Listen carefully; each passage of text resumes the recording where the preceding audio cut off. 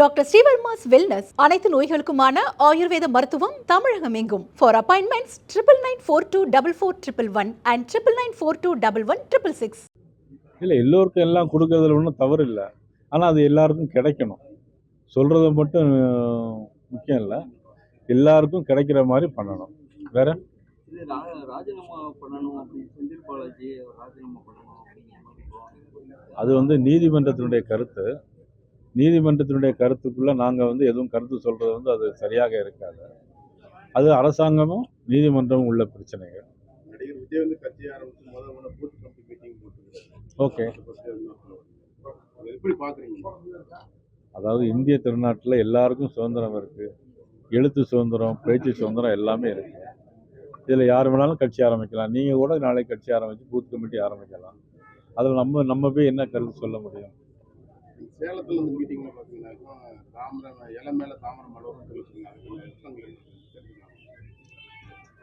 இலையும் தாமரையும் கூட்டணியாக ஒன்று சேர்ந்து எல்லா இடமும் ஜெயிக்கணுங்கிறது அர்த்தம். இலை மேலே தாமரை மலரும் சொன்னீங்க நீங்கள், அதுக்கான அர்த்தம் தான். அதாவது ஒரு தாமரை பூ இருக்குன்னா கீழே இலை இருக்க தான் செய்யும் இல்லையா? நீங்கள் அதில் ஒரு அர்த்தத்தை என்ன அர்த்தத்தை கண்டுபிடிக்கிறீங்க? உங்களுக்கு ஒவ்வொரு டிவிலையும் உங்களுக்கு ரேட்டிங் போடணும், அதுக்கு ஏதாவது வார்த்தைகளை வாங்கி பேசணும். எங்களுடைய கூட்டணி உறுதியானது, இறுதியானது. அதுபோல் எது சீட் ஷேரிங் எதுனாலுமே நீங்கள் கேட்கறதுக்கு முன்னாடி நானே சொல்லியிருந்தேன்.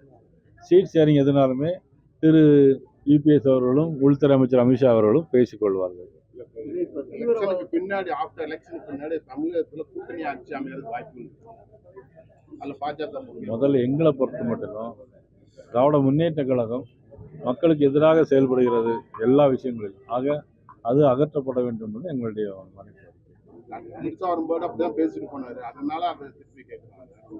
இது ஏற்கனவே பழைய கதை. திண்டுக்கல்ல புதுசாக நீங்கள் பூட்டை திறக்கிறீங்க.